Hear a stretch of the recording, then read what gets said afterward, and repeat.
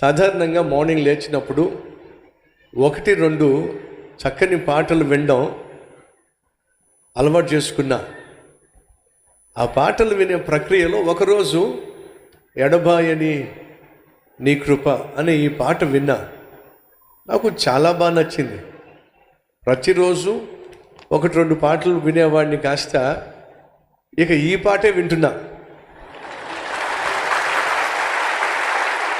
So సాధారణంగా నేను పాటలు రాసే కృప దేవుడిచ్చాడు, పాటలు పాడుతూ ఉంటాం, కొన్ని వందల సాంగ్స్ రిలీజ్ చేశాం. కానీ నన్ను బహుగా ప్రభావితం చేసింది ప్రొద్దుట లేచిన వెంటనే నేను వినాలని ఆశపడేటటువంటి సాంగ్ ఈ మధ్యకాలంలో ఈ పాట.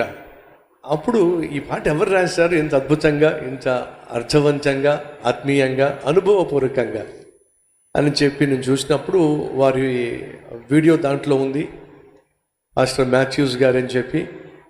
కాబట్టి మన గుంటూరులో నంబూరులో నా సంఘానికి ఫోన్ చేసి మొదటిగా చెప్పింది ఏమిటంటే, పాస్టర్ మాథ్యూస్ గారికి చెప్పండి, వారు రాసిన పాట నాకు బాగా నచ్చింది, నాకు బహు దీవెనకరంగా ఉంది అని వారు తెలియచేస్తే వారు ఆ పాటను సిద్ధపరచడంలో ఉన్న ప్రయాసకు ప్రతిఫలంగా బహుగా సంతోషిస్తారు అని నేను వారికి ఫోన్ చేసి చెప్పాను. బహుశా వారికి ఫోన్ చేసి ఉంటారు మీకు. ఎస్. ఆ తర్వాత నాకు అనిపించింది, ఒక సేవకుని ఒక పాట నన్ను బహుగా ప్రభావితం చేసింది కాబట్టి వారిని కూడా మన ఈ 20వ వార్షికోత్సవానికి పిలిస్తే బాగుంటుంది అని చెప్పి నాకు అనిపించినప్పుడు,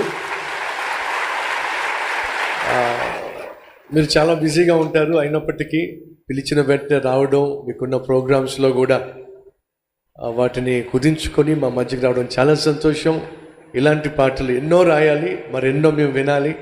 ఈ రాష్ట్రంలో ఉన్న తెలుగు ప్రజలకి మీ సాంగ్స్ ఆశీర్వాదకరంగా, మీ సేవా సంఘం మరింత ఫలభరితంగా ఉండాలి మనస్ఫూర్తిగా కోరుతున్నానండి. Thank you so much.